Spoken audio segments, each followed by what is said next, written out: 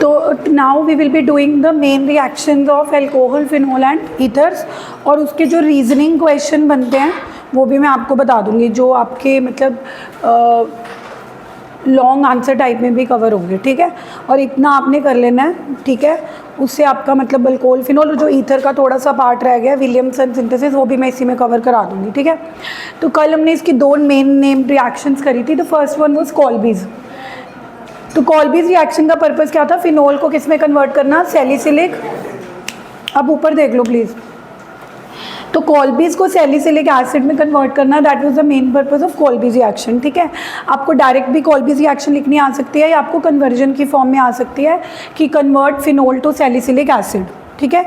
जैसे कि कल मैंने बताया था कि phenol is not that strong कि वो एक वीक इलेक्ट्रोफाइल कार्बन डाइऑक्साइड को अट्रैक्ट कर सके। तो इस रिएक्शन की शुरुआत होती है जिसमें हम फिनोल में सबसे पहले NaOH डालते हैं और H की जगह Na आ जाता है, that means sodium phenoxide. Sodium phenoxide ज़्यादा एक्टिवेटिंग है, मतलब कि इसके ऑर्थो पोजीशन पे कार्बन डाइऑक्साइड में जो कार्बन वीक इलेक्ट्रोफाइल है वो इजीली अट्रैक्ट हो सकता है। इसको कहानी की तरह इसलिए बता रही हूँ ताकि आपके माइंड में क्लिक हो कि हमने डायरेक्ट फिनोल में CO2 नहीं डालना, पहले फिनोल को किस में कन्वर्ट करना है? Sodium phenoxide, because sodium phenoxide is more strong मतलब कि इसका जो नेगेटिव चार्ज है that is activating this benzene ring, so this benzene ring can attract the weak electrophile carbon dioxide। तो मैंने बताया था कि जब कार्बन यहाँ पे अट्रैक्ट होगा तो इसका H Na की जगह पे चला जाएगा और ये COO Na को अट्रैक्ट कर लेगा। That means we have got COO Na at the ortho position और उसका जो H है वो ऊपर चला गया। अब मैंने बोला था कि यहाँ पे H लाने के लिए हम एसिडिफिकेशन कर देंगे। एसिडिफिकेशन करने के लिए हम क्या डालते हैं? डाइल्यूट।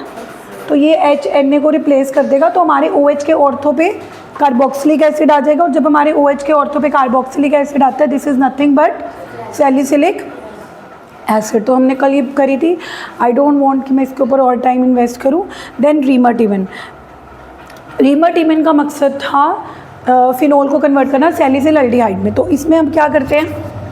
सबसे पहले फिनोल में क्लोरोफॉर्म डालते हैं, बट क्लोरोफॉर्म में से एक वीक इलेक्ट्रोफाइल CHCl2 पॉजिटिव निकालने के लिए NaOH भी डालते हैं, क्योंकि NaOH इसका Cl नेगेटिव लेके जाएगा, तब जाके यहाँ पे कौन सा इलेक्ट्रोफाइल जनरेट होगा? CHCl2 पॉजिटिव, जो कि उसकी कौन सी पोजीशन पे अट्रैक्ट हो रहा है? ऑर्थो। जैसे ही ऑर्थो पे CHCl2 लगेगा, हम अगेन 2 मॉलिक्यूल्स ऑफ NaOH डालेंगे ताकि उसकी 2 Cl की जगह पे क्या आ जाए? 2। But I told you same carbon पे 2 OH आना is not a very stable thing. तो वो अपने आप को स्टेबल करने के लिए वाटर बना के रिमूव हो जाएगा, तो पीछे से हमारे पास CHO रह जाएगा, CHO। और जब हमारे ऑर्थो पे CHO रहता है, this product is known as salicyl aldehyde. So these were the 2 main reactions of alcohol phenols, ठीक है। अभी हम बाकी सारी नेम रिएक्शंस करते हैं and then will come to the main reaction of ethers, क्योंकि हमारा ईथर्स कवर नहीं हुआ। बट ईथर्स में जो 2 प्रेपरेशन है उसमें से एक प्रेपरेशन नेम रिएक्शन है, विलियमसन सिंथेसिस, उसी के ऊपर रीजनिंग क्वेश्चन आते हैं, ठीक है। तो हमारा वो भी कवर हो जाएगा, ठीक है। So let us start with the all the main name reactions of alcohol phenol ethers now.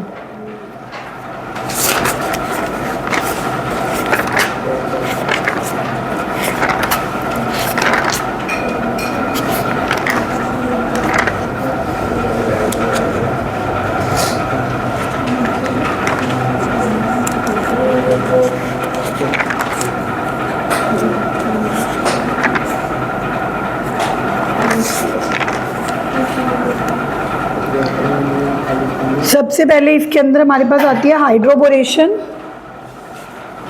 लिखते भी जाना हाइड्रोबोरेशन, ऑक्सी। तो हाइड्रोबोरेशन ऑक्सीडेशन हमने क्यों करी थी? जब हमने अल्कीन से अल्कोहल बनाना था, but in according to anti Markovnikov rule. Normally propene में जब हम हाइड्रेशन करते थे, प्रोपीन में अगर हम वाटर डालते थे इन द प्रेजेंस ऑफ H2SO4, तो OH नेगेटिव जिस कार्बन के पास जाता था जिसके पास कम हाइड्रोजन होते थे, यानी कि OH बीच वाले कार्बन से जाता था, प्रोपेन 2 ओल बनता था। क्या बनता था? प्रोपेन 2। तो अगर हमें कन्वर्जन की फॉर्म में क्वेश्चन आए कि कन्वर्ट प्रोपेन टू प्रोपेन 1 ओल, मतलब OH आपको पहले कार्बन के पास लेके जाना है, तो आपको किस रिएक्शन की याद आनी चाहिए?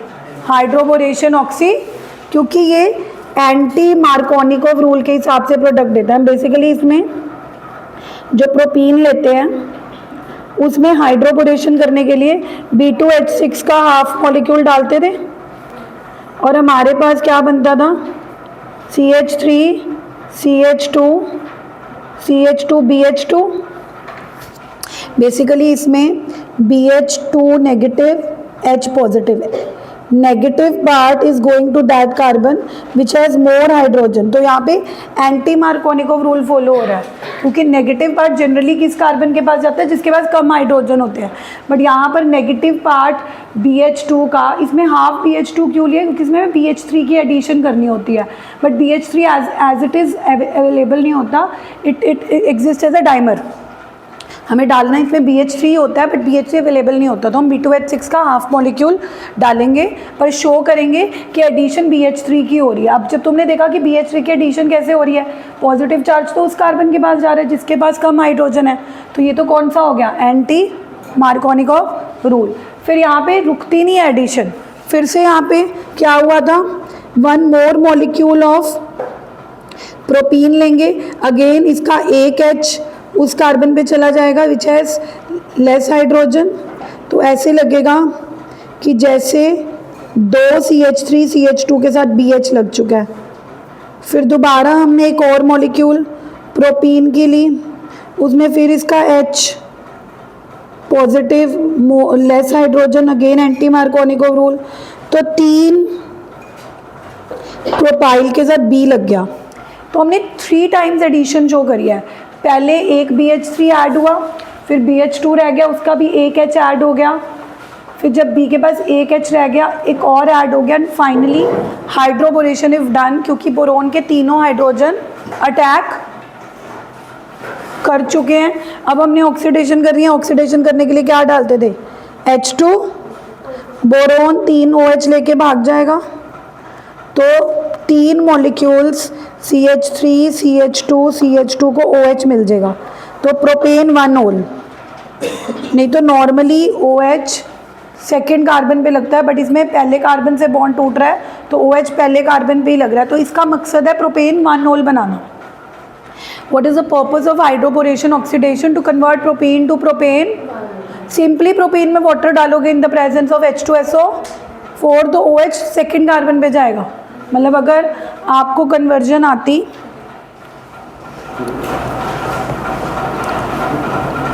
Convert propene to propan two ol, तो आप सिंपल प्रोपीन लेते, उसमें वाटर डालते in the presence of OH negative less hydrogen के पास जाता।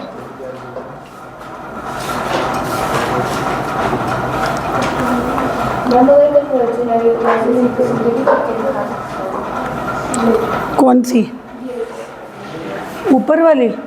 हाँ,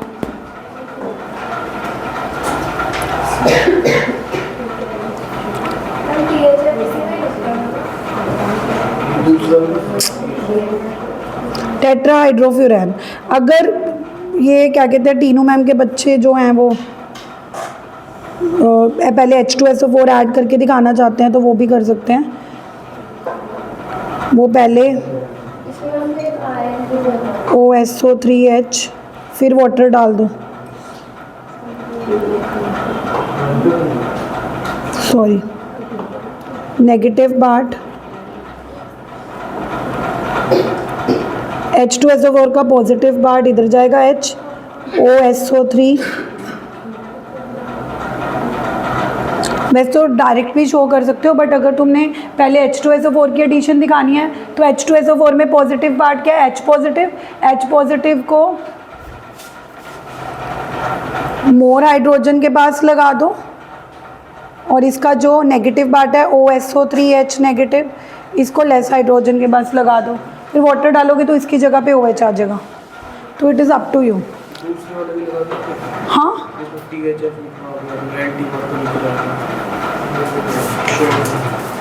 वो ऊपर वाली कह रहे हो, ऊपर वाली कह रहे हो?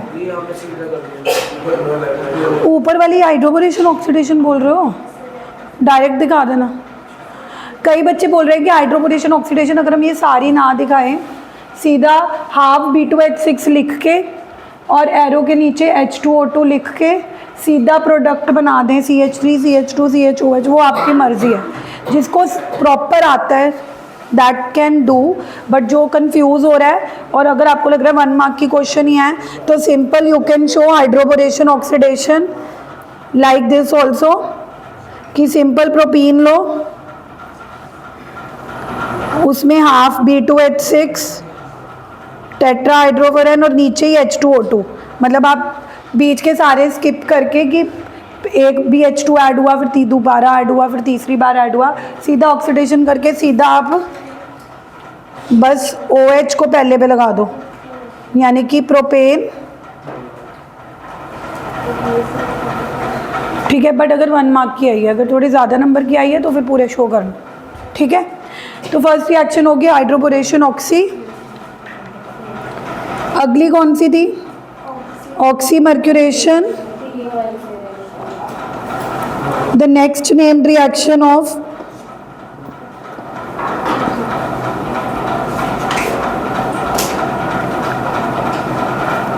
इसमें भी हम क्या करते थे, इसमें मार्कोनिकोव रूल ही होता है। सिर्फ एक anti Markovnikov rule hydroboration oxidation में फॉलो होता है, बाकी सारी रिएक्शंस में मार्कोनिकोव रूल। तो प्रोपीन लिया, प्रोपीन में हम क्या डालते थे, मरकरी का सॉल्ट, मर्क्यूरिक एसिटेट,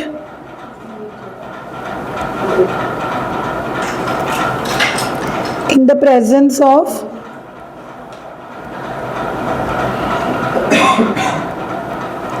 तो OH नेगेटिव और यहाँ पे पॉजिटिव क्या ऐड होता था, HgO,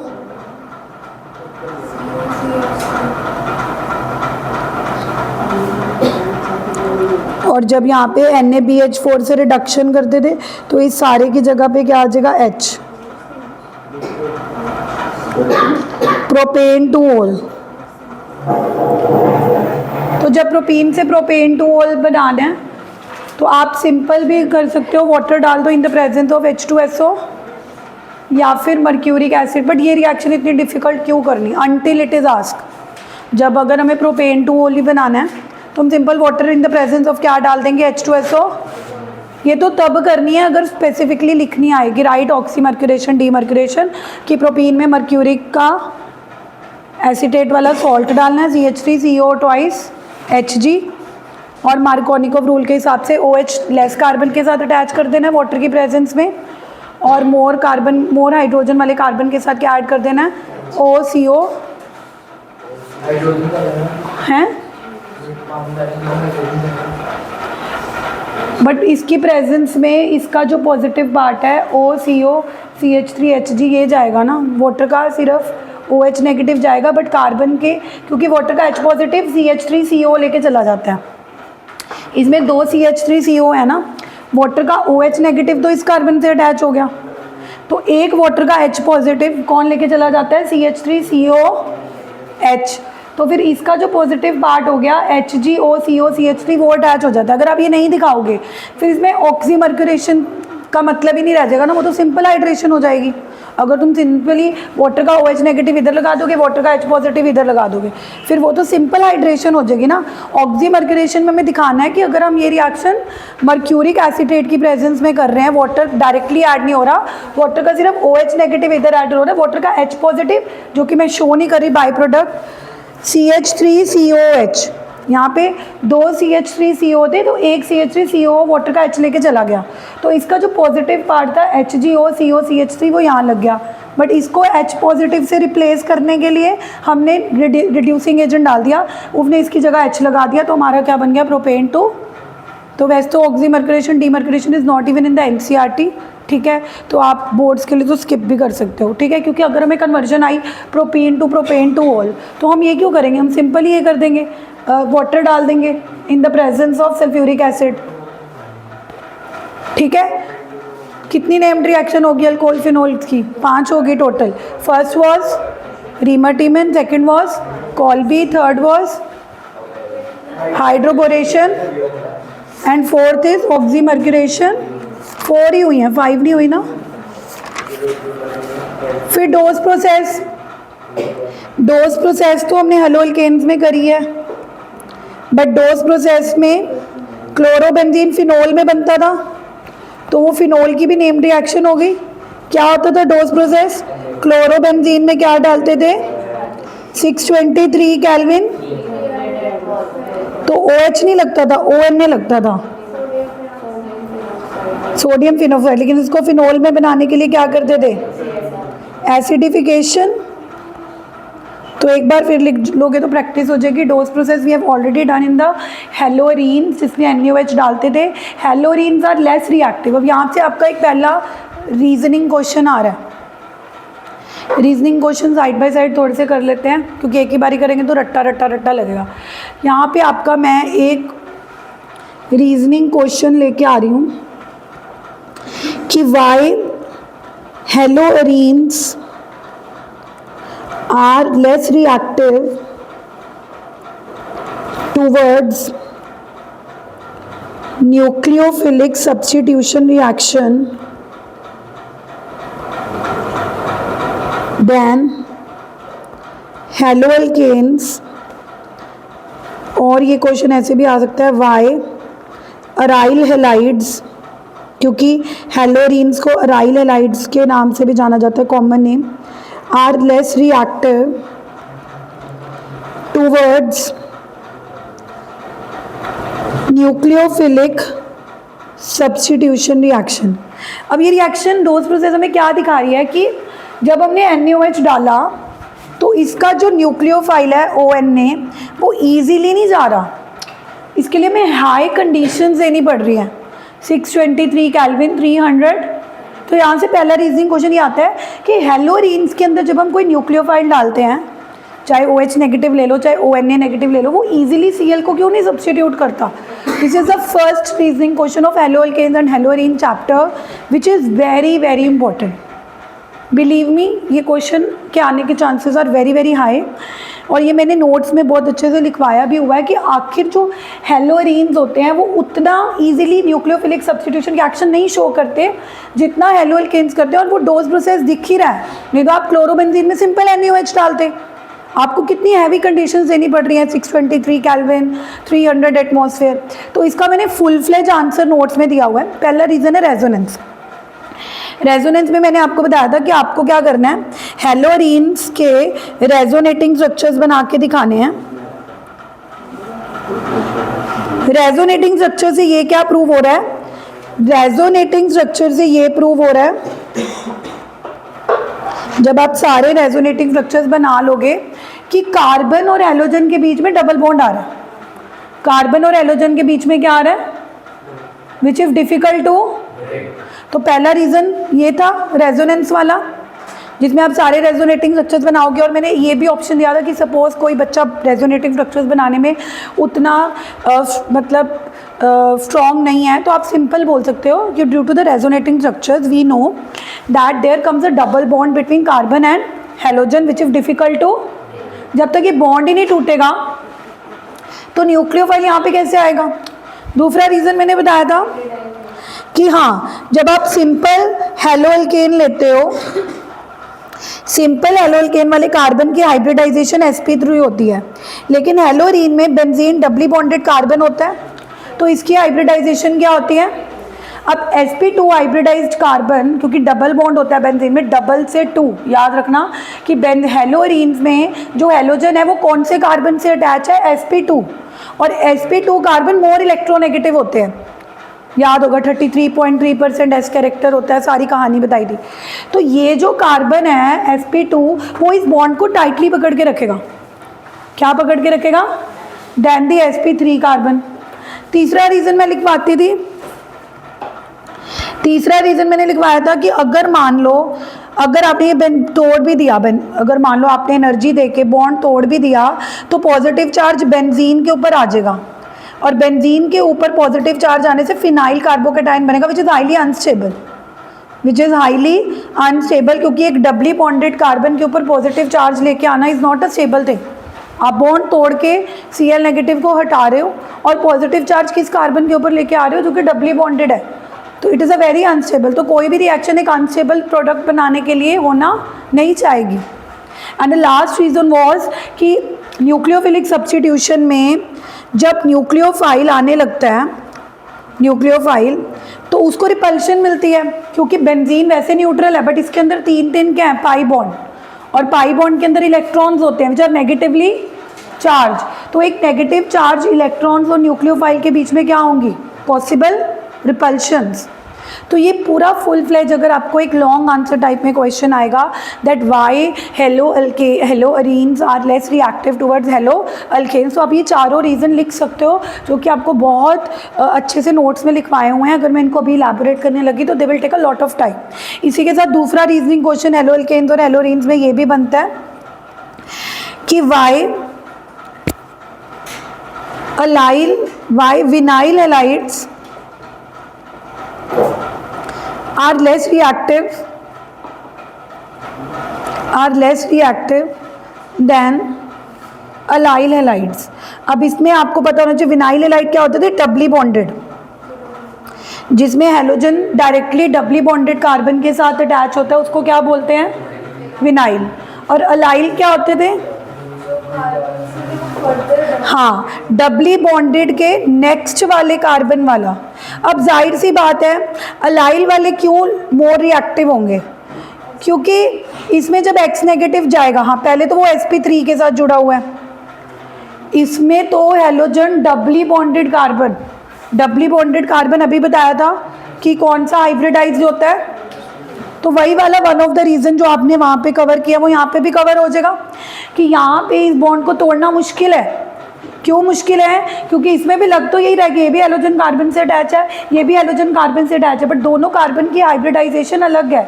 इस कार्बन की हाइब्रिडाइजेशन sp2 है और sp2 वाले कार्बन मोर इलेक्ट्रोनेगेटिव होते हैं like I told you in the previous question, और ये बॉन्ड को टाइटली होल्ड करके रखते हैं।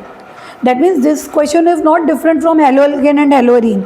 वही वन ऑफ द पॉइंट जो hello alkane and hello Areen में हम कवर कर रहे थे, डिफरेंस इन हाइब्रिडाइजेशन वाला, वो आ जाएगा। सेकेंड रीज़न आप ये दे सकते हो कि अगर मान लो आपने हेलोजन तोड़ भी दिया, बॉन्ड तोड़ भी दिया, तो इस पर जब बॉन्ड टूटेगा तो पॉजिटिव चार्ज किस कार्बन के ऊपर आ रहा है, डबली बॉन्डेड, तो कार्बोकेटायन अनस्टेबल बन रहा है। फिनाइल कार्बोकेटायन नहीं है बट जो भी कार्बोकेटायन है, विनाइल कार्बोकेटायन, वो भी क्या बन रहा है, अनस्टेबल। तो वही वन ऑफ द रीज़न जो वहाँ पे हमने इनस्टेबिलिटी ऑफ फिनाइल कार्बोकेटायन वाला वो भी यहाँ पे कवर हो जाएगा। ठीक है, तो ये दो रीजंस आप लिख के आ जाओगे। अगर विनाइल अलाइल वाला आएगा, अगर अराइल अल्काइल आएगा तो उसमें एक रेजोनेंस वाला भी आ जाएगा। ठीक है, और एक और रीज़न क्या था, रिपल्शंस। तो ये दो reasoning question hello alkane and hello arenes के मैंने आपको डोज प्रोसेस के साथ साथ इसीलिए करवा दिए क्योंकि वो उनसे रिलेटेड थे। चलें आप आगे। 5 नेम्ड रिएक्शंस हो चुकी थी, 2 रीजनिंग क्वेश्चन साथ में कवर कर लिया हमने।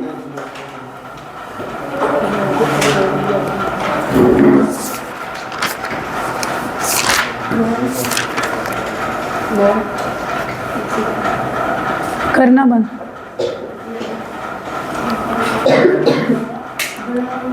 उसके बाद कौन सी आई थी, ये सामने वाली लाइट ऑफ करना। हाँ, नेक्स्ट वन वाज फिशर-स्पियर एस्टेरी। याद है फिशर-स्पियर एस्टेरिफिकेशन? पहले तो एस्टेरिफिकेशन क्या आती है, अल्कोहल को कार्बोक्सिलिक एसिड के साथ रिएक्ट करते हैं, तो अल्कोहल अपना क्या देता है, H पॉजिटिव, और कार्बोक्सिलिक एसिड अपना क्या देता है, OH नेगेटिव, वाटर बना के चले जाते हैं और पीछे से क्या बनता है, एस्टर। बट अगर हम स्पेसिफिकली इस रिएक्शन को कौन से कैटलिस्ट के प्रेजेंस में करते हैं, डाइल्यूट HCl, ड्राई HCl, तो this reaction is known as Fischer Speier. तो हमने बेसिकली अल्कोहल लेना होता है, आपने एक कार्बन वाला अल्कोहल ले लिया, मिथेनॉल, और कार्बोक्सिलिक एसिड 2 कार्बन वाली ले ली, इथेनॉइक, तो वाटर लूज करना है बेसिकली, ये OH देगा, सॉरी ये भी पता होना चाहिए कि ये H देता है क्योंकि ये रिएक्शन पहली कैटेगरी में आई थी। अल्कोहल OH नहीं देता, अल्कोहल H देता है, और कार्बोक्सिलिक एसिड OH देता है वाटर बना के, but this reaction we have to do it in the presence of dry HCl, H2SO4 की प्रेजेंस में नहीं करनी, फिर वो फिशर स्पियर एस्टेरिफिकेशन ही होगी। तो जब वाटर लूज होगा तो पीछे से कौन सा फंक्शनल ग्रुप आ रहा है, CH3COOR, CH3COOR which is ester. और एस्टर्स की नेमिंग कैसे करते हैं, पहले अल्काइल का नाम लिख दो मिथाइल, फिर 2 कार्बन है इथेनोएट, मिथाइल किस वजह से लगा, इसकी वजह से, 2 कार्बन थे इथेन, और एस्टर्स की एंडिंग OH से होती है। So Fischer-Spear esterification is the reaction of alcohol with carboxylic acid in the presence of dry HCl leading to the formation of an ester, but the reaction has to be done in the presence of dry HCl. If you will do it in the presence of H2SO4, that will be simple esterification, but specifically if you will do it in the presence of dry HCl, then it will be Fischer-Spear esterification.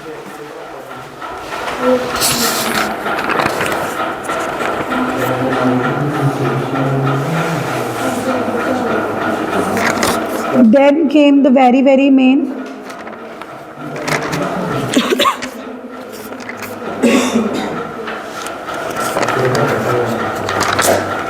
इसके बाद shorten Bowman आई थी।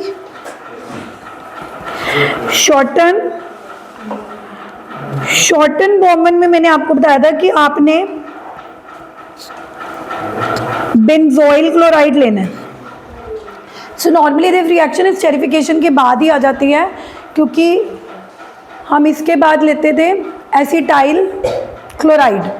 Acetyl होता है जिसमें CH3C double bond होता है, तो उसमें बनते एस्टर ही थे। बट शॉर्टन बॉमन में आपने एसिटाइल नहीं लेना होता, बेंजोइल लेना होता है, क्योंकि एरोमेटिक और रिएक्शन फिनोल के साथ दिखानी होती है। फिनोल अपना क्या देगा, H, और बेंजोइल क्लोराइड क्या देगा, benzoyl chloride is going to give Cl negative, phenol is going to give H positive in the presence of aqueous NaOH, क्योंकि HCl को अगर रिमूव करना है, एसिड को रिमूव करना है तो बेव डालेंगे, है ना, तभी वो HCl रिमूव होगा। तो जाहिर सी बात है एस्टर ही बन रहे हैं COOR, बट इसमें खास बात यह है कि 2 बेंजीन आ गई, जो एस्टर के साथ लगी है वो भी बेंजीन है, जो एज ए साइड चेन लगी है वो भी बेंजीन है। तो जब benzene as a side chain लगी होती है उसको क्या बोलते हैं, फिनाइल। इसमें 2 बेंजीन आ जाएंगी ना, जो साइड चेन लगी है फिनाइल, और जो मेन बेंजीन है benzoate. Very important, Schotten Baumann reaction shown by phenols. Purpose was to convert benzoyl chloride to phenyl benzoate, can come in the form of conversion. मैं आपको एक चीज़ दावे के साथ कह सकती हूँ कि जिस बच्चे ने नेम रिएक्शन होल हार्टेडली करी हैं उनकी कन्वर्जन्स निकल जाएंगी। मोस्ट ऑफ द कन्वर्जन तुम देखोगे उसमें से आई होंगी, इसमें से नेम रिएक्शन में से। People do ask me why name reaction इतनी इंपॉर्टेंट क्यों है, हमें तो 1-2 आती हैं, बट जब आप जिस बच्चे ने अच्छे से कर रखी होती है ना, उनके क्वेश्चन देखना नेम कन्वर्जन्स भी निकलेंगे। But when I am saying whole heartedly, मतलब आपको नेम रिएक्शन ऐसे होनी चाहिए कि you can just read the name and आपको क्लियर हो जाना है कि इसमें ये से ये होता है। ये नहीं कि पर्टिकुलरली शॉर्टन बॉमन आई तो बच्चे ने बेंजोइल क्लोराइड से फिनाइल बेंजोएट बना दिया, बट अगर conversion I convert benzoyl chloride to phenyl benzoate तो उसको याद ही नहीं आया कि they are talking about Schotten Baumann. रट्टा ऐसे वाला मत मारो कि आप सिर्फ लकीर के फ़कीरों की नाम दिखा है तो आप कर रहे हो, बट उसमें जो रिएक्शन में हो रहा है, जैसे कॉल्बीज में phenol is converting into salicylic acid, तो कल को कोल्बी नहीं आई but convert phenol to salicylic acid आया, तो आपका ये तो फिर आपका माइंड है ना जो आपको याद करवाएगा कि they are talking about Kolbe's. ठीक है, so I don't know is making the paper, I am in talking general कि अगर आपकी नेम रिएक्शंस पे होल्ड है तो आपकी कन्वर्जन्स भी निकलेंगे, इनफैक्ट कंप्लीट द रिएक्शन भी। कल जब मैं लास्ट ईयर मुकत का क्वेश्चन पेपर डिस्कस करी थी तो उसमें जब उन्होंने क्लोरोबेंजीन में CH3Cl डाला हुआ था इन द प्रेजेंस ऑफ एनहाइड्रस, तो तुम्हें याद है ना मैम, ये तो फ्रीडल क्राफ्ट एल्काइलेशन है, खुद ही तुम्हें कंप्लीट द रिएक्शन में, क्योंकि तुम्हें पता है कि फ्रीडल क्राफ्ट एल्काइलेशन में क्लोरोबेंजीन में अल्काइल क्लोराइड CH3Cl डालते हैं, तो वो अल्काइल एक बार ऑर्थो पे चला जाता है और एक बार तो कल जब बच्चों ने कंप्लीट द रिएक्शन देखी थी कि क्लोरोबेंजीन में CH3Cl डाला हुआ है, तो तुम में से किसी बच्चों ने बोला था कि ma'am this is Friedel craft. तो आप देखो कंप्लीट द रिएक्शन में उन्होंने नेम्ड रिएक्शन में से डाली हुई है। तो that is why the students who are weak, और जो अभी जिनके पास इतना टाइम नहीं होता ऑर्गेनिक्स के लिए, तो हम उनको क्या बोलते हैं कि पहले तो आप अपनी नेम्ड रिएक्शन पे होल्ड कर लो, तो आपका काफ़ी पोर्शन जो है उससे आपका निकल जाएगा। ओके, चलो शॉर्ट एंड कॉमन हो गई।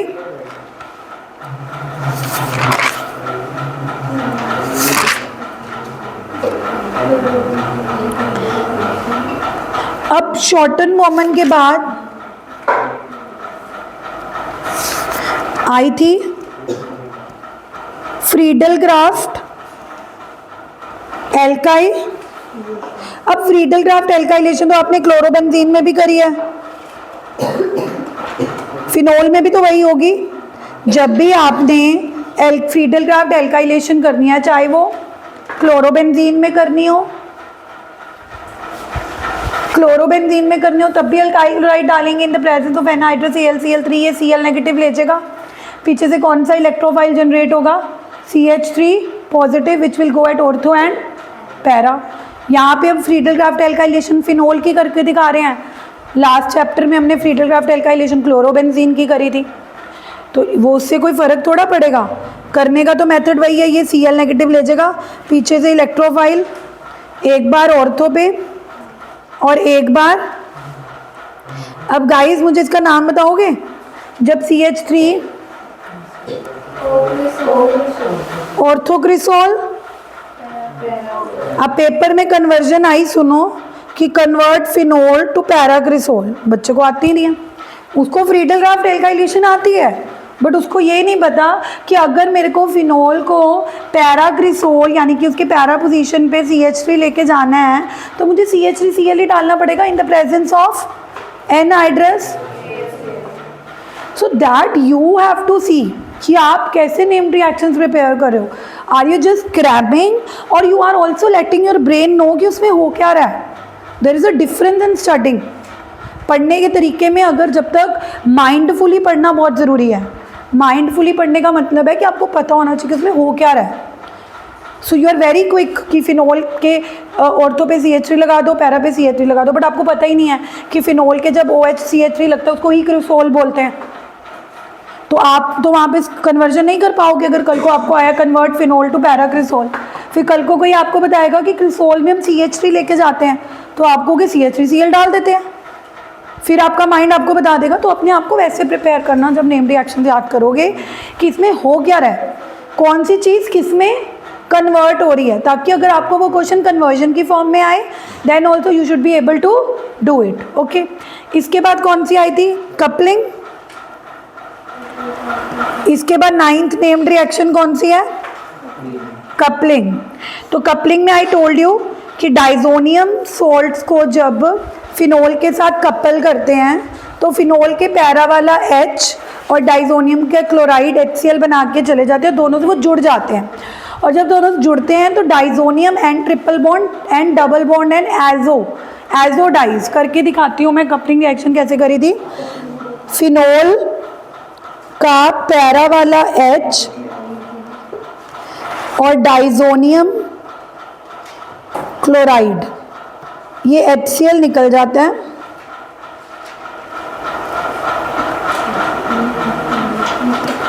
वीकली एल्कालाइन बेसिक मीडियम में होती है रिएक्शन। तो जब ये जोड़ेंगे तो N डबल बॉन्ड N, तो ये डाइजोनियम नहीं रह गया। डाइजोनियम वो तब तक था जब इसमें डाइजो ग्रुप था, N ट्रिपल बॉन्ड N। अब इसमें कौन सा ग्रुप रह गया? N double bond N which are azo dyes, and this is a orange color dye which is para hydroxy azobenzene.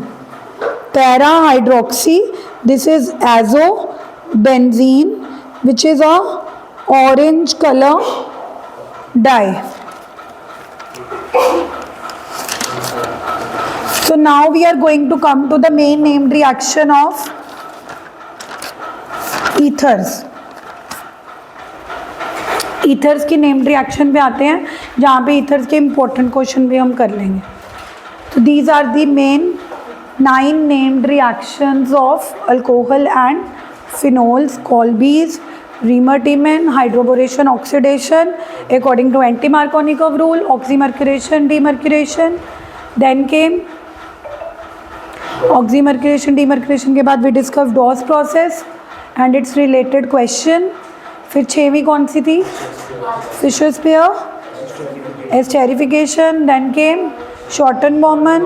Schouten-Baumann के बाद we discussed Friedel-Crafts alkylation which was same है ना, लास्ट चैप्टर वाली थी तो. And the last one is coupling which is again one of the important reaction of alcohols and phenols. So now we are on the very important name reaction of ethers. Why I am saying क्योंकि ether में दो ही method है.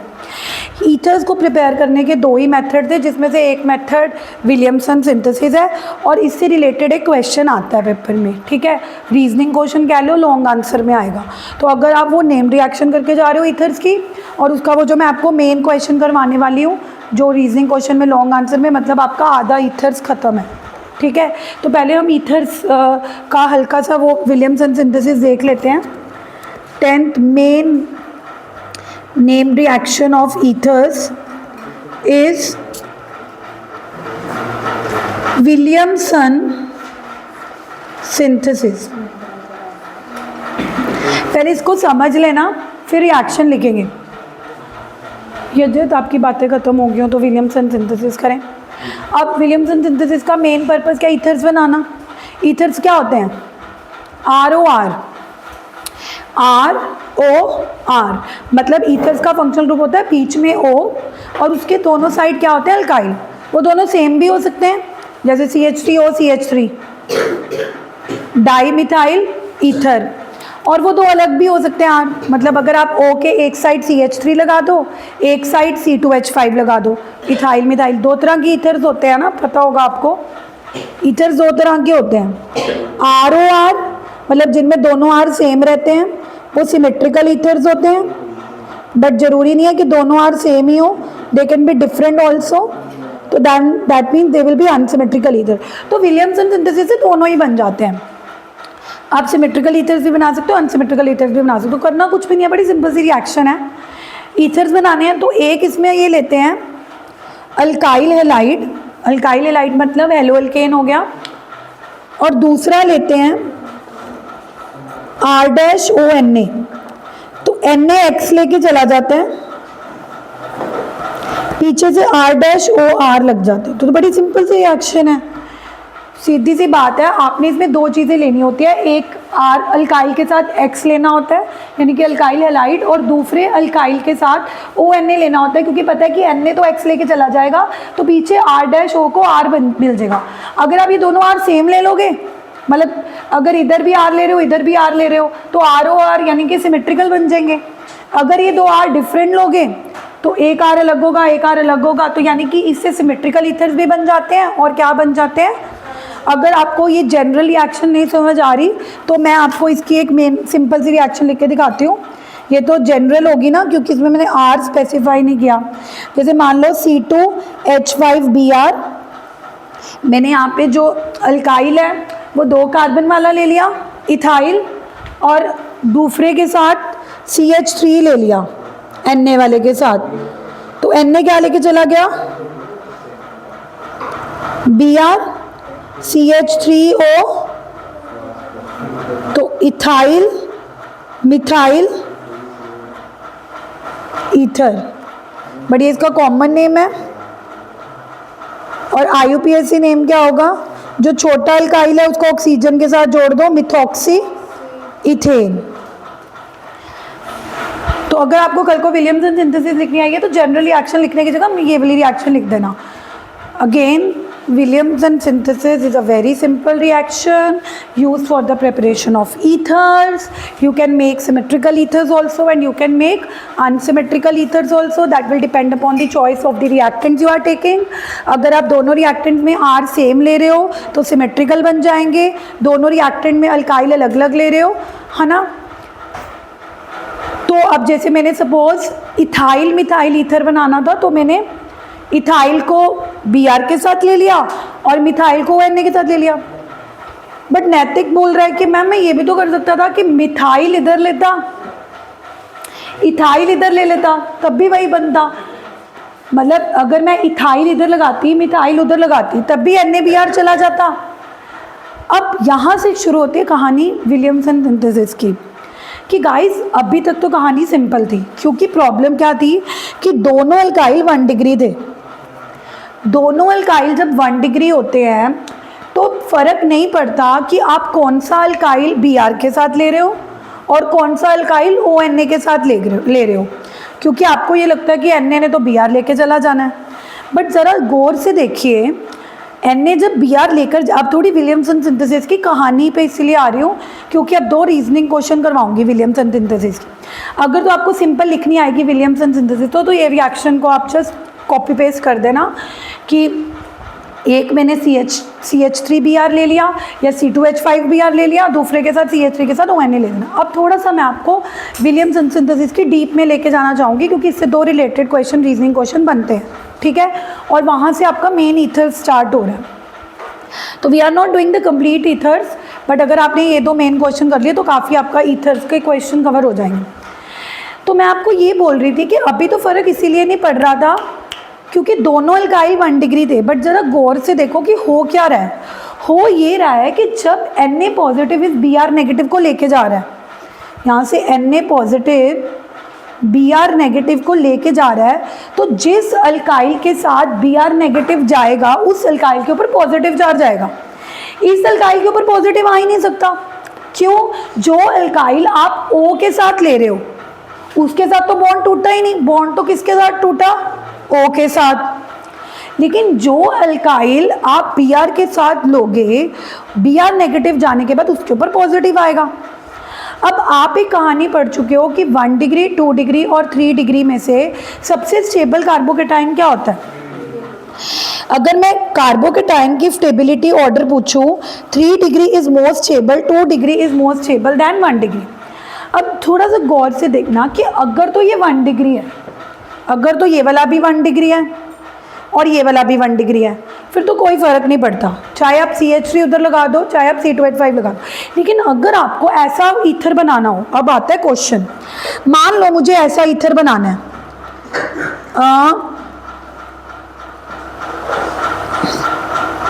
इस ether का नाम क्या है?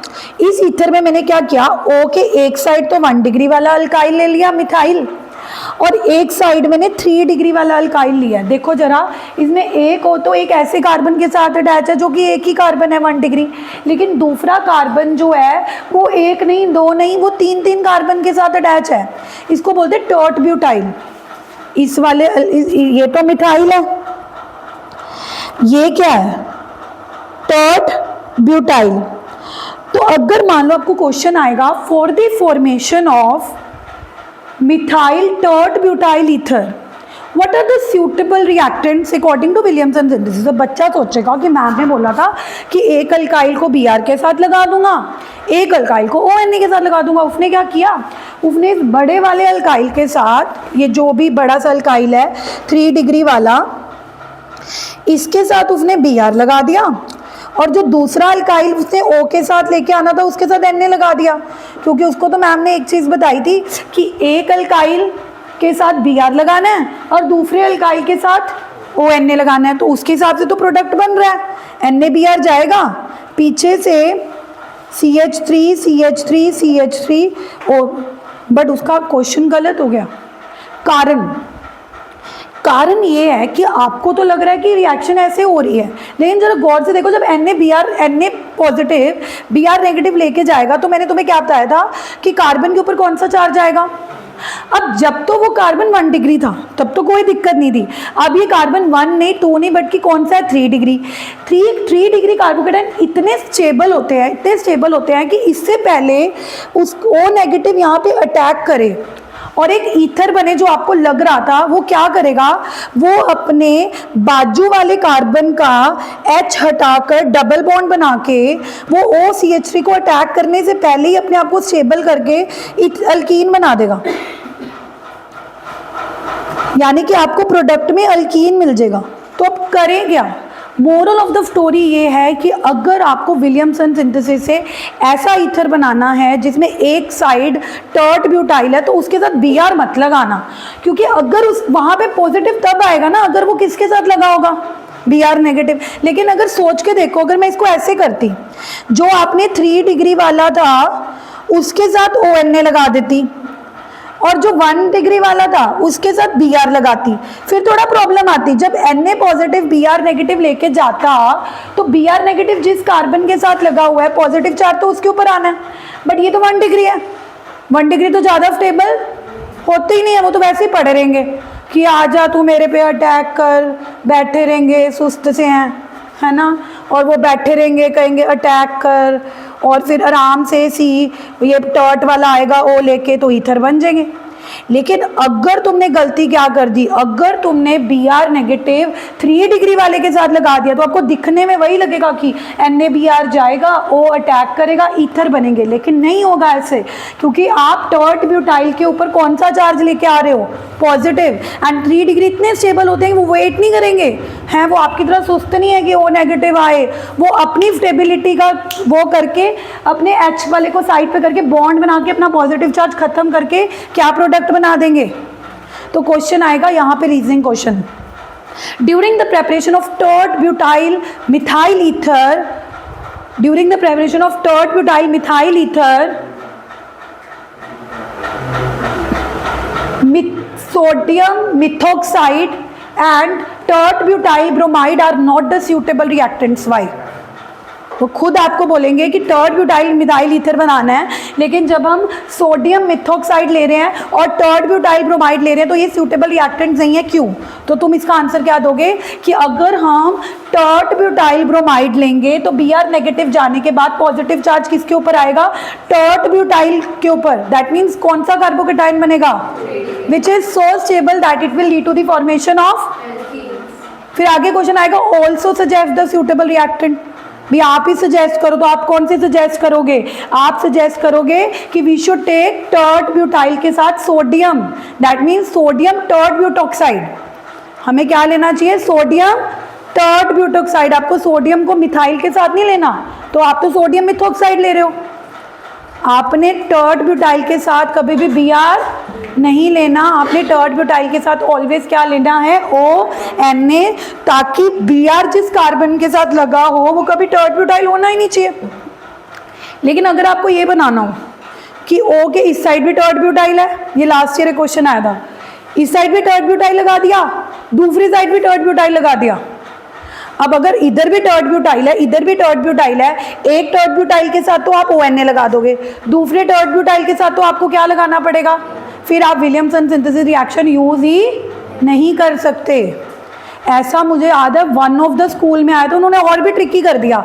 अब यूजुअल क्वेश्चन टीचर ये करा के भेजता है कि गाइज अगर O के साथ एक साइड CH3 लगा होगा उसके साथ Br देना, लेकिन टर्ट ब्यूटाइल वाले के साथ ONA देना, क्योंकि अगर तुमने टर्ट ब्यूटाइल के साथ Br दे दिया तो Br नेगेटिव जाते ही टर्ट के ऊपर पॉजिटिव चार्ज आ जाएगा, और 3 डिग्री के ऊपर पॉजिटिव चार्ज आना is not a good thing in this case.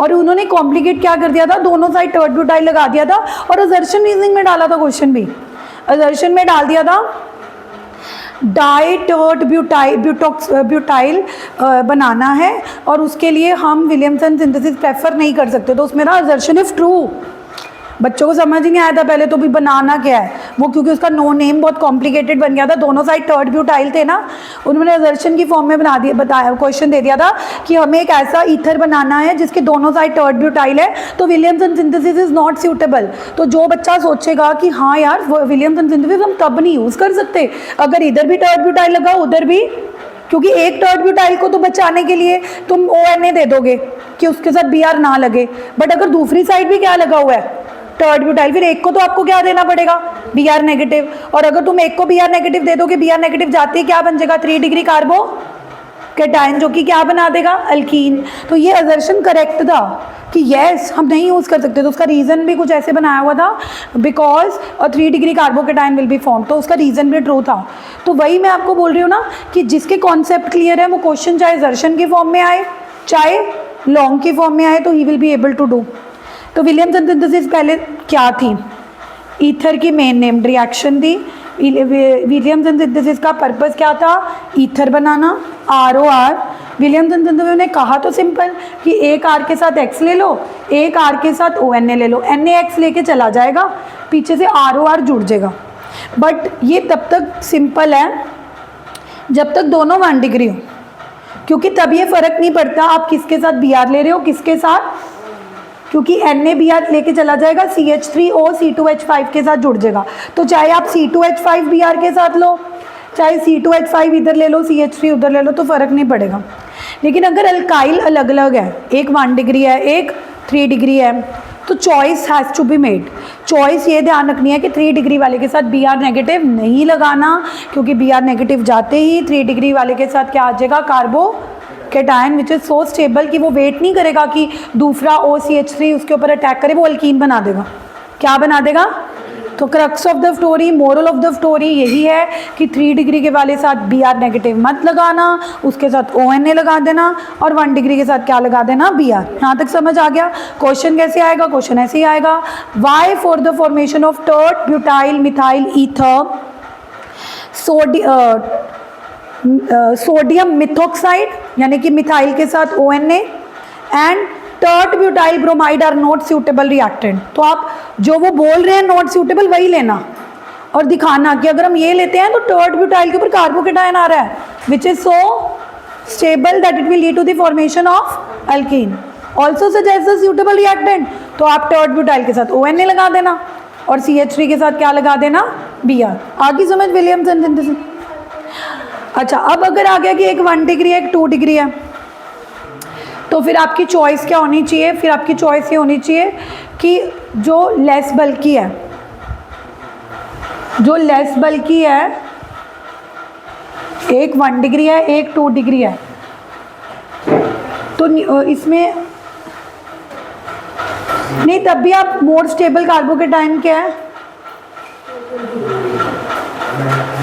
उस पर वैसे क्वेश्चन आएगा नहीं, उसमें कुछ, उसमें भी अपनी चॉइस ही चलेगी। मेन आप डिफरेंस 1 डिग्री और हाँ। अब आगे चलते हैं, तो ये इसकी लिमिटेशन भी है, कल को क्वेश्चन आ जाए लिमिटेशन, लिमिटेशन में भी यही कवर करना सारा कि हम टर्ट ब्यूटाइल मिथाइल या इथाइल ईथर के लिए ये प्रेफर नहीं करते, यही इसकी लिमिटेशन भी है। एक दूसरा क्वेश्चन है, अगर मुझे ये ईथर बनाना हो, इस ईथर का नाम क्या होता है? अगर एक साइड मिथाइल है और दूसरी साइड बेंजीन फिनाइल है, methyl phenyl ether, it is popularly known as anisole. Anisole के ऊपर क्वेश्चन ईथर्स में आएगा। क्यों? क्योंकि आई एम अ टीचर और मुझे ईथर में से क्वेश्चन डालना है, तो मैं ऊपर वाला डालूंगी या मैं एरोमेटिक ईथर की बात करूंगी। एरोमेटिक ईथर कौन सा ईथर है? जिसमें बेंजीन रिंग आ चुकी है, और एक बेंजीन रिंग आ जाए, दूसरी मिथाइल आ जाए, तो इसको बोलते हैं anisole. Very important, like very very important, methyl phenyl ether is popularly known as. अब इसमें भी देखो, अगर मुझे विलियमसन सिंथेसिस से करना है तो बच्चा कहेगा कि एक अल्काइल को Br दे दो और दूसरे वाले अल्काइल को NaBr लेके चला जाएगा, बट ये भी चॉइस गलत है। क्यों? तुमने Br बेंजीन को दे दिया। आपको पता है कि बेंजीन और एलोजन का बॉन्ड वैसे डिफिकल्ट होता है क्योंकि यहाँ पे डबल बॉन्ड आता है। तो विलियमसन सिंथेसिस का दूसरा पॉइंट ये भी है कि अगर तुमने एरोमेटिक ईथर बनाना है, एनीसोल, तो Br बेंजीन के साथ मत लगाना, क्योंकि जब Br का बॉन्ड टूटता है तो कार्बोकेटायन आता है, बट यहाँ तो टूटेगा ही नहीं। क्यों नहीं टूटेगा? क्योंकि हेलोजन और बेंजीन का बॉन्ड डिफिकल्ट हो। तो इसमें भी choice of reactant bromobenzene sodium phenoxide wrong है। इसको करने का तरीका है कि बेंजीन को ONA दे दो और Br को CH3 के साथ लगा दो। जब Na ने Br ही लेके जाना है तो क्यों ना हम Br उस अल्काइल के साथ लगाएं जहाँ से उसको टूटना ईजी है। तो क्वेश्चन आएगा, for the preparation of anisole what are the suitable reactant according to Williamson synthesis. अब पहले तो आधी जनता को एनीसोल पता ही नहीं होगा, जिसको चलो पता भी हो गया कि एनीसोल क्या है, बट उसने डिटेल में नहीं पढ़ा, वो बेंजीन के साथ Br लगा देगा और CH3 के साथ ONA लगेगा, क्योंकि उसको तो यही लगेगा कि NaBr चले जाएंगे, पीछे से बेंजीन OCH3। बट गाइस, क्या ये फिजिबल है रिएक्शन? बड़ी मुश्किल है ना, क्योंकि आपको पता है हेलोजन और बेंजीन का बॉन्ड क्या होता है, डिफिकल्ट टू। अभी तो पढ़ा था क्लोरोबेंजीन में भी कि क्लोरीन और कार्बन के बीच में डबल बॉन्ड कैरेक्टर आ जाता है। तो जब आपको प्रीवियस नॉलेज है ही है कि बेंजीन के साथ जब हेलोजन लगता है that bond is difficult to, तो why will you suggest the suitable reactant? You will suggest कि Br को बेंजीन के साथ मत लगाओ, Br को मिथाइल के साथ लगा दो, क्योंकि Br मिथाइल का बॉन्ड तो कोई डिफिकल्ट टू ब्रेक नहीं है। और ONA बेंजीन के साथ लगा दो, क्योंकि ONA में तो Na नहीं जाना है, ये बॉन्ड तो तोड़ना ही नहीं है। तो for the formation of anisole what are the suitable reactant according to Williamson synthesis? Sodium phenoxide and bromomethane. लेकिन जो बच्चा ब्रोमोबेंजीन और सोडियम मिथॉक्साइड सूटेबल रिएक्टेंट लिखाया तो ये गलत हो जाएगा। मैं ये वाले दोनों आंसर्स ना आपको व्हाट्सएप पे आज भेज दूंगी कि किस फॉर्म में लिखने हैं आपने। I will send you. वैसे तो जो अल्कोहल फिनोल ईथर के आपको मैंने PDF भेज रखी है, वहाँ पे ये दोनों ही कवर्ड होंगे कि लिखना कैसे है। I will show you once, अगर हैं तो मैंने भेजी हुई है ना वो PDF।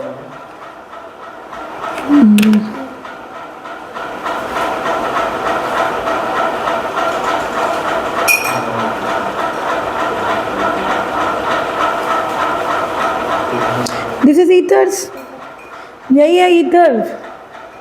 अगर आपने लॉन्ग आंसर के पॉइंट ऑफ व्यू से करना है, 1 1 2 2 नंबर, 13 नंबर में से भी ईथर्स में से अगर 3 4 नंबर में से अगर टीचर ने डालना ही है तो वो विलियमसन सिंथेसिस डालेगा या ये इसके रिलेटेड क्वेश्चन डालेगा।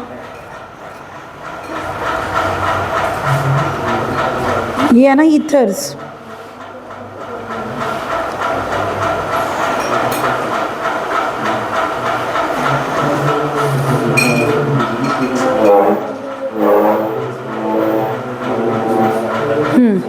ये देखो, ये NCERT का क्वेश्चन है। इन्होंने बोला the following is not appropriate reaction for the preparation of tert butyl ethyl ether. कहते हैं ये जो रिएक्शन है ये सही नहीं है। What would be the major product? ये सही क्यों नहीं है? क्योंकि इन्होंने टर्ट ब्यूटाइल के साथ Cl ले लिया। अब टर्ट ब्यूटाइल के साथ जब Cl लिया है तो Na जब Cl लेके जाएगा तो पॉजिटिव चार्ज किसके ऊपर आ रहा है? 3 डिग्री। और 3 डिग्री के ऊपर पॉजिटिव चार्ज आता है तो ईथर थोड़ा बनता है, क्योंकि वो वेट थोड़ा करता है कि ONA अटैक करे। वो बाजू वाला H हटा के क्या बना लेता था? तो what would be the major product? Alkene बनाया हुआ है। क्यों बनाया अल्कीन? क्योंकि जब ये Na Cl लेके जाएगा तो पॉजिटिव चार्ज किसके ऊपर आ रहा है? 3 डिग्री। तो वेट थोड़ा करेगा कि ये O अटैक करे और ईथर बने।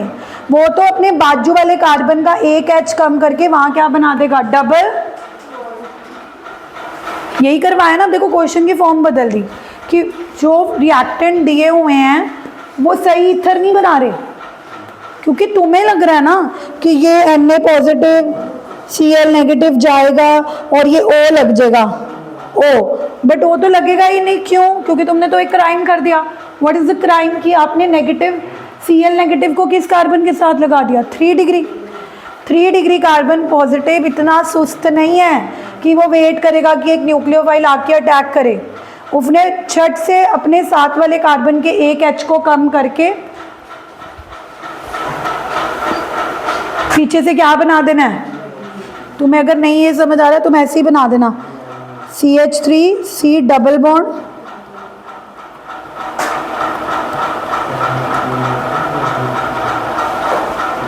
ये प्रोडक्ट, मतलब CH3 नीचे लगा हुआ है, ऊपर वाले CH का एक H कम करके क्या बना देना है। अगला क्वेश्चन ये बोल रहे हैं then write a suitable reaction. अगर ये सही रिएक्शन है तो तुम लिख दो। तो तुमने क्या करना है? इस 3 के साथ ONA ले लेना है। जो 3 वाला था, 3 डिग्री वाला कार्बन था, उसके साथ क्या लेना है? और जो 1 वाला था CH3 CH2 उसके साथ क्या ले लेना है? Cl, ताकि NaCl जाए तो 1 डिग्री के ऊपर कार्बन आए जो सुस्त है, जो इंतजार करता रहेगा जब तक वो उसके ऊपर अटैक तो बन जाएगा ईथर। तो ये सारे नोट्स मैंने ऑलरेडी दिए हुए हैं, इसमें आप ये विलियमसन सिंथेसिस वाला बस ये कर लेना, यहाँ से लेकर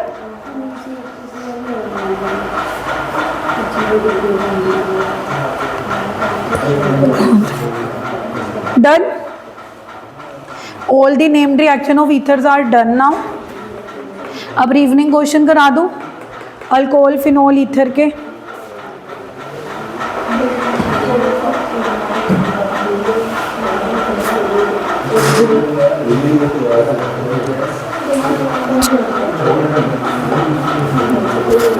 रीजनिंग क्वेश्चन लिखवाऊंगी मैं, आंसर्स आपके नोट्स में हैं जो ये भेजे हुए हैं, ठीक है। शुरू करते हैं। पहला reasoning question, why alcohols are less acidic than water.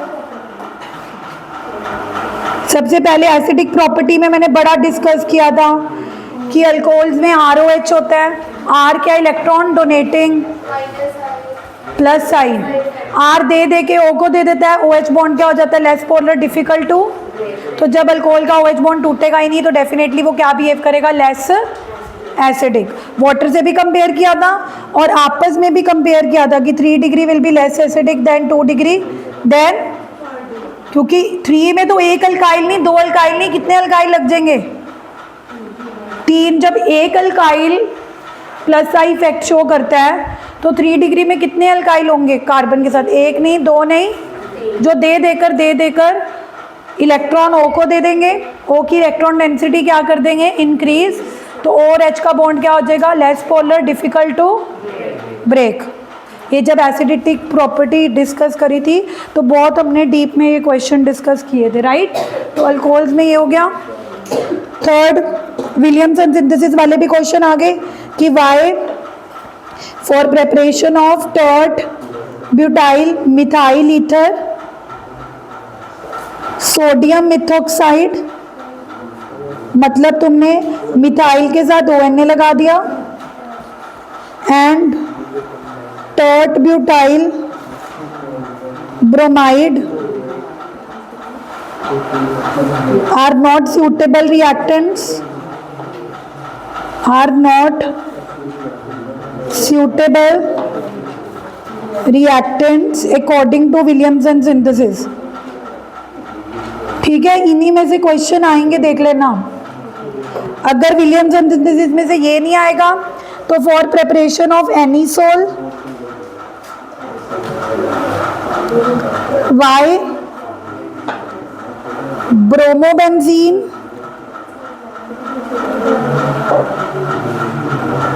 and sodium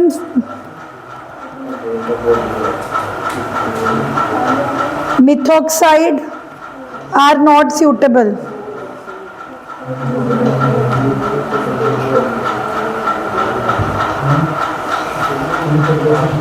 जाओ। फिफ्थ रीजनिंग क्वेश्चन करवाया था कि अल्कोहल्स जो होते हैं उनका बॉइलिंग पॉइंट हाई क्यों होता है। जितनी भी फैमिलीज आपने अभी तक ऑर्गेनिक्स में पढ़ी हैं, अल्केन, अल्कीन, अल्काइन 11th में पढ़ी थी, हेलो अल्केन्स पहला चैप्टर पढ़ा है, उसका अगला चैप्टर अल्कोहल है। जब अल्कोहल्स को बॉयल करना पड़ता है तो 2 अल्कोहल्स के OH के बीच में क्या बन जाती है, hydrogen, which is so strong that it is difficult to break. तो मैंने बोला था कि ये क्वेश्चन बहुत इंपॉर्टेंट है, Y alcohols have more boiling point। अब वो अलग बात है कि ऐसे सीधा सीधा लिखा हुआ है या कोई अल्कोहल की जगह इथेनॉल दे दें, why ethanol has more boiling point than diethyl ether, तो उसे आंसर नहीं बदलेगा। उसमें आपने ईथर बनाकर 2 ईथर बना के उनके बीच की हाइड्रोजन बॉन्डिंग दिखा के आनी है।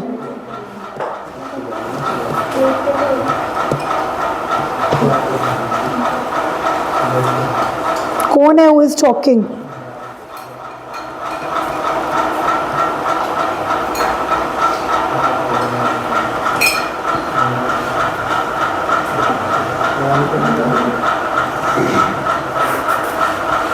तो और एच के बीच में आप क्या दिखाओगे? हाइड्रोजन बॉन्डिंग अल्कोहल के हर आंसर में फिट हो जाता है। अगर ये क्वेश्चन आ जाए why alcohols are soluble in water, water में क्यों सोल्यूबल है, वाटर के साथ भी क्या बनाते हैं, ठीक है, उसमें बस फर्क ये है कि आप वाटर के साथ बना के दिखा दोगे।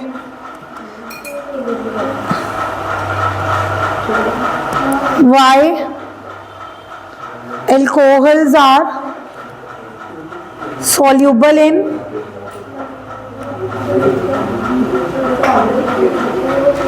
ये सारे रीजनिंग क्वेश्चन किसके हमने कर लिए हैं, मतलब दीज आर फ्यू, ऐसे कुछ और भी हैं।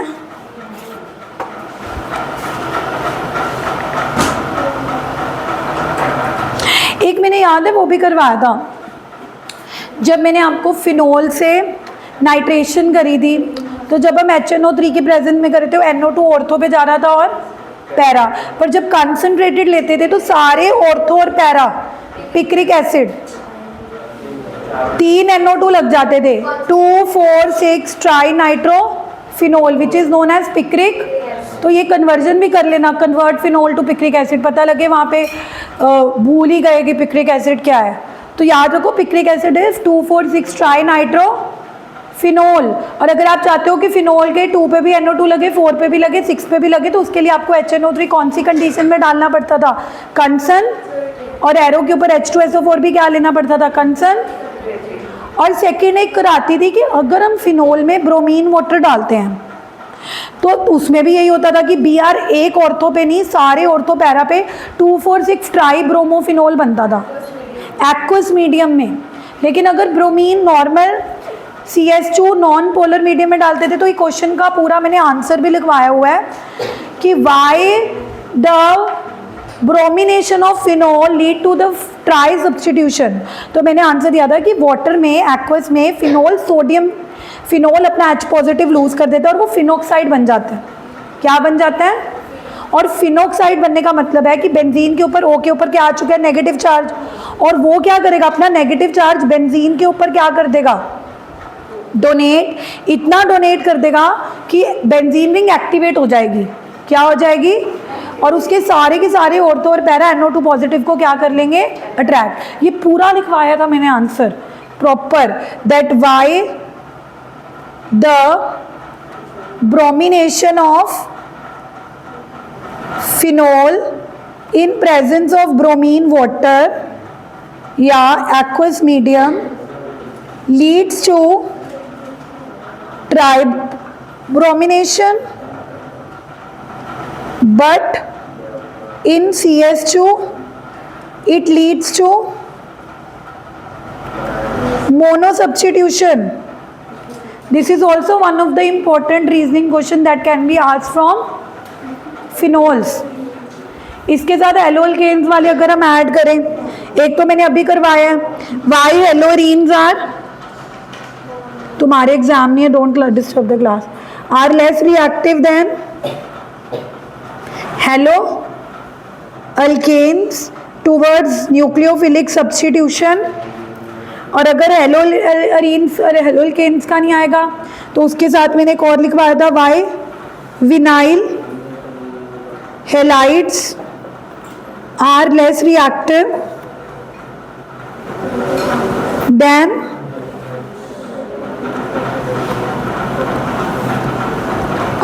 Allyl halides.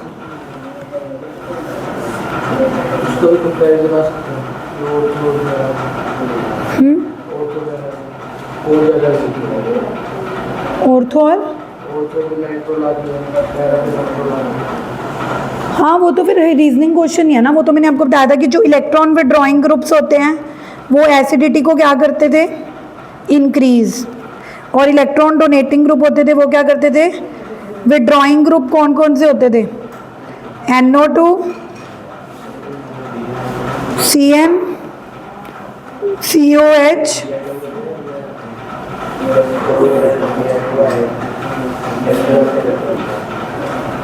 फ्लोरीन क्लोरीन, और इनका ऑर्डर क्या रहता था, सबसे ज़्यादा विड्रॉ कौन करता था, PM ऑर्डर था ना, POM, और डोनेटिंग ग्रुप डिक्रीज करते थे M, लेकिन अगर मैं बोलती थी कि हैलोजन लग गए, हैलोजन में सबसे ज़्यादा विड्रॉ फ्लोरीन करता है, बट फिनोल में हाइड्रोजन बॉन्डिंग हो जाती थी, तो सबसे आगे क्लोरीन आ जाता था और सबसे पीछे कौन रह जाता था? फ्लोरीन। तो ये भी मैंने सारे एनालिसिस करवाए हैं, ये अपनी अच्छे से नोट्स में कर लेना, ठीक है। और इसके अलावा हेलो अल्केन्स लेस सोल्यूबल क्यों होते हैं? क्योंकि वो तो हाइड्रोजन बॉन्डिंग नहीं बना सकते, वाटर के साथ अल्कोहल क्या बनाते हैं? Hydrogen, therefore their solubility in water is high. लेकिन अगर इसी का पैरेलल क्वेश्चन हेलो अल्केन्स में पूछ लूँ, वो वाटर में सोल्यूबल लेस होंगे, क्योंकि वो वाटर के साथ किसी भी तरह की हाइड्रोजन बॉन्डिंग या किसी भी तरह की दूसरी इंटरैक्शन नहीं दिखा सकते। और बीइंग ऑर्गेनिक सॉल्वेंट, उनकी नेचर भी वाटर से मैच नहीं होती, तो वो ऑर्गेनिक सॉल्वेंट में ज़्यादा सोल्यूबल होते हैं और वाटर में क्या हो जाते हैं? Less soluble.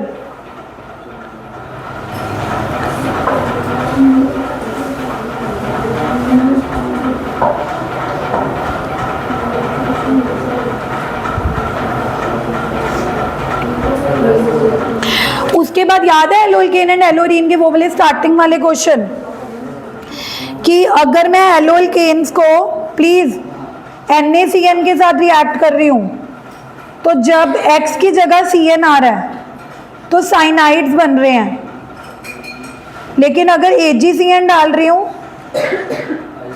हाँ, तो CN X की जगह पे जाएगा, N से बॉन्ड बनेगा, क्या बनेंगे? Y, रिएक्शन ही Y। तो याद है इसका पूरा आंसर लिखवाया था कि ये आयनिक है, तो जब आयनिक बॉन्ड टूटेगा तो CN के ऊपर कौन सा चार्ज आएगा? नेगेटिव। तो जितना चांस है कि कार्बन बॉन्ड बना सकते हैं, उतने ही चांस N के पास है, पर बॉन्ड C से बनेगा, क्योंकि कार्बन और कार्बन का बॉन्ड क्या होता है? लेकिन AgCN में तो कार्बन के पास ऑप्शन ही नहीं है, only the bond can be form through the lone pair of, very important reasoning question, why alkyl halides on reacting with NaCN or KCN form cyanides, but with AgCN they form isocyanide. इसी का parallel question ये भी बनता है कि why alkyl halides on reacting with NaNO2 या KNO2, तो O से बॉन्ड बनता है, यानी कि क्या बनते हैं? Alkyl nitrides. लेकिन अगर यही AgNO2 के साथ रिएक्ट करते हैं तो N से बॉन्ड बनता है, तो क्या बनते हैं? नाइट्रो, कल भी डिस्कस किया था, ठीक है। तो ये सारे रीजनिंग क्वेश्चन अगर आप कर लेते हो विद लाइक होल हार्टेडली, ये नहीं ऊपर ऊपर से, सारी 15 नेम्ड रिएक्शन कल हेलो अल्केन एलोरीन्स की करवाई हैं, आज टोटल 9 की थी, एक 10 एल्कोहल फिनोल ईथर की करवाई हैं, 10 एंड 15 25 नेम्ड रिएक्शन अच्छे से, क्योंकि 5 उसमें से आनी है, और जो बाकी 20 होंगी they will help you in solving your conversion and complete the following reasoning question. तुम अच्छे से ये वाले करके जाओगे तो आपका काफ़ी हद तक ऑर्गेनिक्स वाला पार्ट सॉल्व हो जाएगा, rest you leave it, because अभी हम अगर लेट से आपका परसों बोर्ड का पेपर है तो मैथ आपको उस लेवल की ऑर्गेनिक्स नहीं पढ़ाई है, क्योंकि उसके लिए हमें टाइम चाहिए। उसके लिए हम क्या करते हैं? क्रॉस क्वेश्चनिंग्स करते हैं, कितनी मल्टीपल प्रैक्टिस करते हैं, सैम्पल पेपर करते हैं, फिर बंदा कहता है कहीं से भी क्वेश्चन आ जाए will be able to do. अभी looking at the time and looking at everything, I will suggest you कि आप ये मेन थिंग्स तो करके जाओ, but till your boards I prepare you उस लेवल तक कि विल नॉट बी लाइक कि कहाँ से जैसे मर्जी क्वेश्चन आ जाए, you will be able to do it, कैसी भी कन्वर्जन आ जाए, कैसा भी क्वेश्चन आ जाए, बट अभी उस तक हम प्रिपेयर नहीं हो सकते, उसके लिए हमारे पास टाइम नहीं है। तो लेकिन अगर आप टाइम की रिक्वायरमेंट देखकर अगर आप ये 25 नेम रिएक्शंस और रीजनिंग क्वेश्चन कर लेते हो, ठीक है, काफ़ी हद तक आपका सॉल्व हो जाएगा। उसके अलावा कौन से चैप्टर आ रहे हैं? Solution, electro, coordination and biomolecule, वो तो आपके वैसे भी प्रिपेयर्ड हैं। So just keep your confidence up and जितना आपको आ रहा है वो अपना करते रहो। जो चीज़ें अभी टफ लग रही हैं या माइंड में नहीं डल रही हैं उनको साइड पे लिखते जाओ कि अभी for the next exam I prepare it, अभी मैं उसको साइड पे रख लेता हूँ, ठीक है। So keep your just confidence high and study. हमने बहुत जो चीज़ें करी हैं वो अच्छे से करी हैं, तो जब आप उनको रिवाइज करोगे तो आपको दिक्कत नहीं आएगी, ठीक है। लास्ट ईयर मुक्कत का अगर क्वेश्चन पेपर नहीं है तो मैं फॉरवर्ड कर लूँगी, उसको बेस लेके पढ़ोगे तो आपको और भी पता लग जाएगा कि पेपर का level is not high. But आपने ये सोच के नहीं पढ़ना, आप तो ऐसे अच्छे से ही करो, क्योंकि अगर पहले ही ये सोच के बायोमोलिक्यूल क्या इंपॉर्टेंट है। बायोमोलिक्यूल में सबसे पहले कार्बोहाइड्रेट्स की वो सारी रिएक्शन, ग्लूकोज HI के साथ क्या बनाता है, एनहेक्सेन। ग्लूकोज को एसिटिक एनहाइड्राइड बनाते तो पेंटाएसिटेट बनता था। किस रिएक्शन से ये प्रूव होता है कि उसके अंदर कार्बोनिल ग्रुप है, रिएक्शन विथ HCN और वो हाइड्रोक्सिलमीन, NH2OH डालते थे तो C डबल बॉन्ड O और OH वाटर बना के उड़ देते थे, वो बनता था, क्या बोलते थे, ऑक्साइन। और किस रिएक्शन से ये प्रूव होता है कि उसके अंदर अल्डिहाइड है, ब्रोमीन वाटर डालते थे तो CHO carboxylic acid gluconic acid बन जाता है, लेकिन ये रिएक्शन कीटोन ना दिखाती, तो यहाँ से ये प्रूव हुआ था। तो एक तो ये जो NCERT की 5 रिएक्शन थी उनको अच्छे से रटनी है।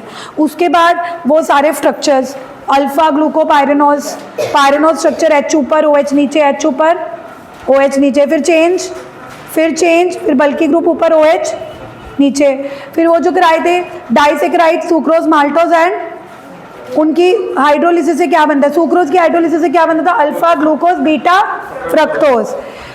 फिर माल्टोज में क्या होता था, दोनों अल्फा, किसके, alpha glucose alpha glucose. Lactose में था दोनों बीटा, एक ग्लूकोज और एक गलैक्टोज। याद आ रही है चीज़ें, क्यों आ रही है, क्योंकि जब करी थी वो अच्छे से करी थी, तो जब रिवाइज करोगे तो दिक्कत नहीं आएगी, ठीक है। ये स्ट्रक्चर्स करवाए थे। प्रोटीन्स में प्राइमरी स्ट्रक्चर का क्या मतलब होता है, प्राइमरी स्ट्रक्चर ऑफ प्रोटीन यज्ञत is not the primarily structure of its protein, it is a sequence of amino, एक डीनेचुरेशन ऑफ प्रोटीन। जब pH या टेम्परेचर बदलता है तो प्रोटीन का स्ट्रक्चर कौन सा, 2 डिग्री और 1 डिग्री स्ट्रक्चर पे कोई भी फर्क। अब जैसे one of the DAV student was telling me कि उनको बायोमोलिक्यूल में क्वेश्चन आया, मैम बायोमोलिक्यूल में तो जो आपने पढ़ाया उस वैसा कुछ भी नहीं आया।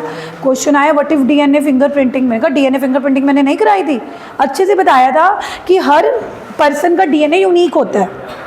जब हमें किसी क्रिमिनल्स का पता करना है तो पहले फिंगरप्रिंटिंग चेक होती थी, but these can be altered with surgery. लेकिन जो इंसान का DNA होता है that can not be altered.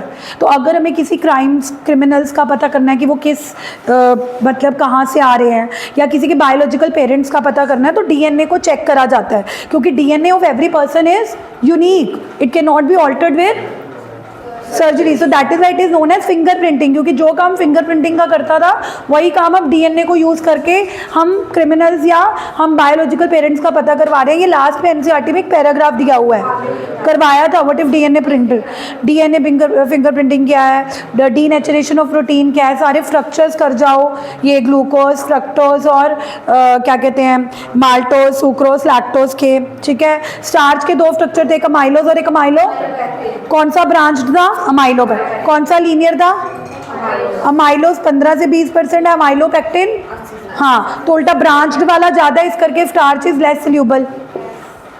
Glycogen क्या होता है, एनिमल स्टार्च। जिस तरह प्लांट्स में जब ग्लूकोज एक्स्ट्रा स्टार्च की फॉर्म में स्टोर होता है, हमारी बॉडी में जो एक्स्ट्रा ग्लूकोज होता है वो, और जब हमें रिग्रेस एक्टिविटी के टाइम चाहिए होता है इट ब्रेक्स डाउन इनटू, हाँ, तो सारा कुछ कराया हुआ है। नोट्स पढ़ो और इम्पोर्टेंट क्वेश्चंस अपने कर लो, your paper will be really nice, okay. अगर कल कोई डाउट्स होंगे तो मुझे बता देना, मैं डाउट्स वालों बच्चों को शाम को बुला लूँगी, अदरवाइज़ क्लास नहीं रखूँगी। ऐसा आई एम जब टीचिंग, आप कब पढ़ोगे? अगर डाउट्स हुए तो कल हम इवनिंग में 4 या 5 o'clock डाउट्स ले लेंगे।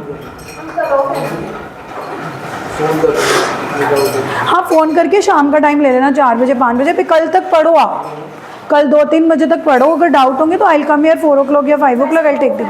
हाँ, बाकी सबके लिए ऑफ है, ओनली जिनके मंडे को एग्जाम है। याशमी, इसको ऑफ कर दो।